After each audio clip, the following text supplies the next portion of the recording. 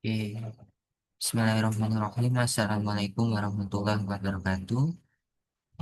Di sini kita akan membahas tentang materi dinamika ya. Mari kita baca soalnya. Frictionless. Jadi sebuah lintasan tanpa kayak gesekan, di mana dia itu licin ya, dianggap tidak mempunyai gesekan, di mana dia bergerak nih. Dia tanpa gesekan di bagian horizontal tanpa diketahui panjangnya berapa. Lalu dia itu terhubung terhubung dengan setengah lingkaran vertikal di mana radiusnya R seperti yang ditunjukkan pada gambar. Nah, sebuah objek diberikan kecepatan awal nih V untuk bergerak sepanjang lintasan. Nah, setelah dia mencapai atas setengah lingkaran, ya kan, dia akan pergi nih, pergi satu kembali sampai pada posisi awal. Nah, sekarang kita disuruh untuk menentukan panjang minimum dari lintasan horizontal.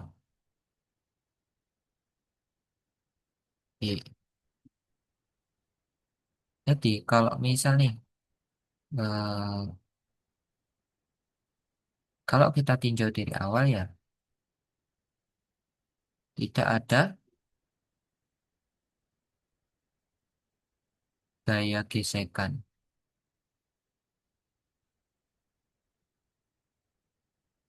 Kalau tidak ada gaya gesekan, berarti energi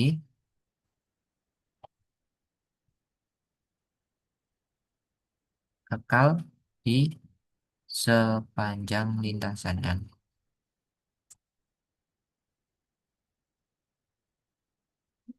Oke,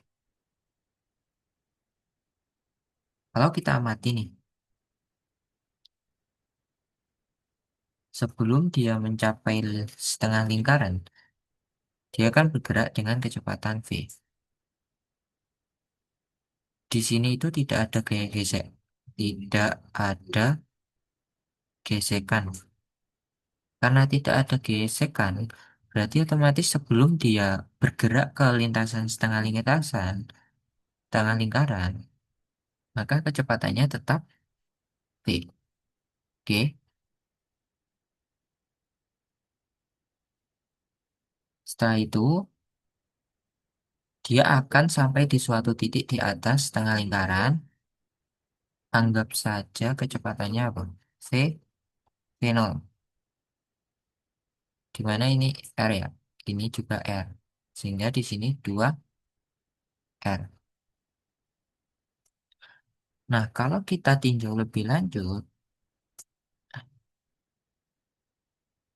ada titik atas ini, titik A, anggap aja titik A. Lalu ada gaya apa saja sih? Ada gaya berat dan ada gaya normal. Dengan ada di sini percepatan sentripetal. Sehingga berlaku apa? Berlaku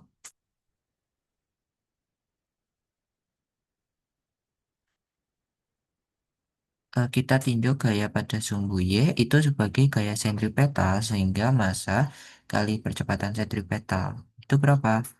M V V0 ya. V0 kuadrat per R. Di mana resultannya ini apa?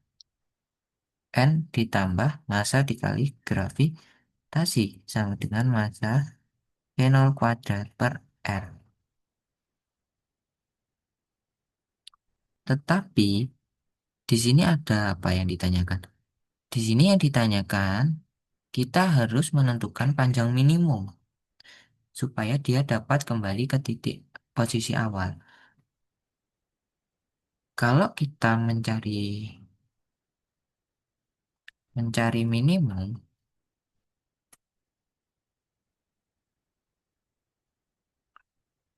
berarti kita harus meninjau kondisi ekstrim, ya kan? Kondisi ekstrim itu gimana? Kondisi ekstrim dapat kita ketahui bahwa saat di titik A, N akan menuju 0. Oke, karena N menuju 0, maka benda tersebut dari yang gini ya, dari yang menempel akan lama-lama akan jatuh dan bergerak. V0 jatuh bebas dengan kecepatan horizontal sebesar V0. Oke,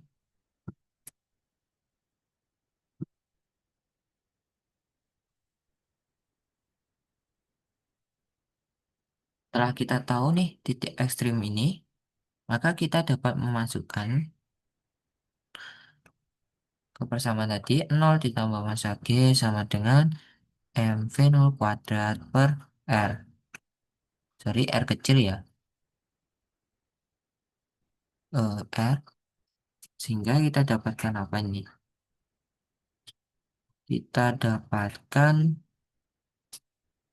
V0 sama dengan akar GR. Oke,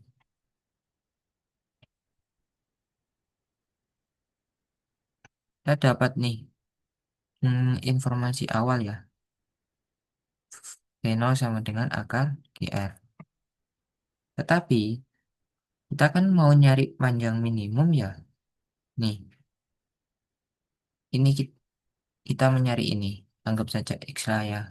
Kayak misalan awal tadi. Oke,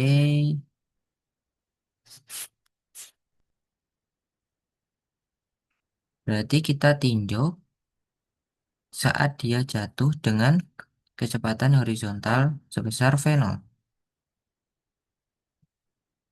Ya kan? Di sini dia ketinggiannya berapa terhadap tanah? 2 R. Bentar ya. Biar rapi. Oke.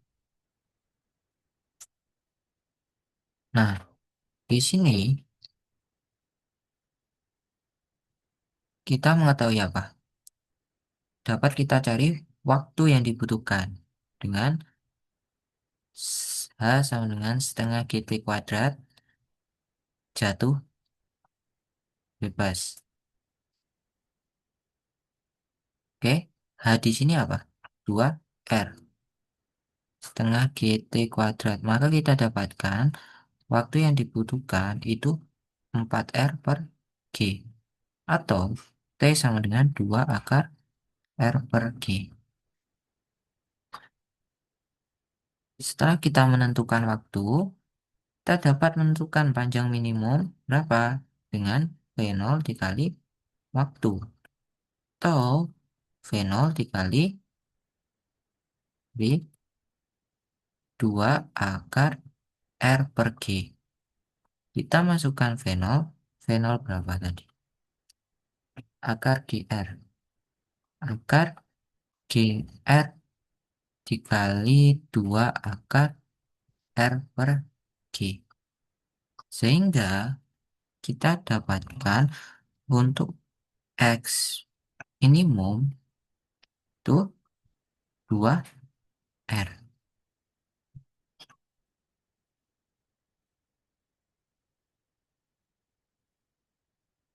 Oke. Nah, gimana kalau kita mau nyari V yang dibutuhkan? V yang ini berapa sih? Gampang.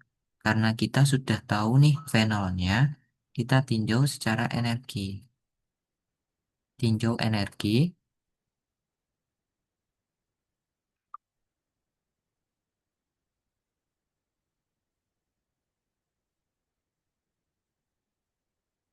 ya kan di sini kecepatannya apa? V ya.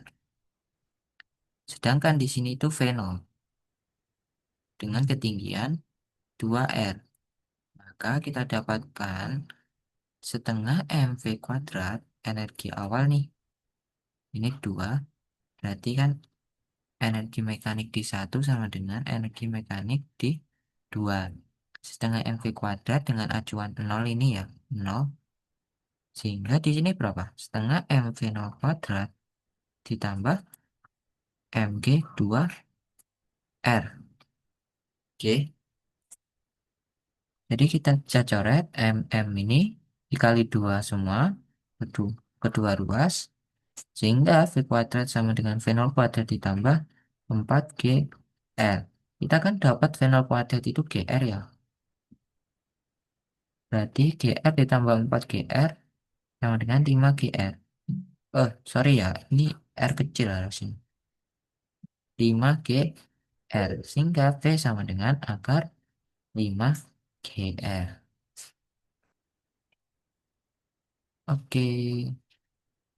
Sekian dari saya ya. Semoga bermanfaat.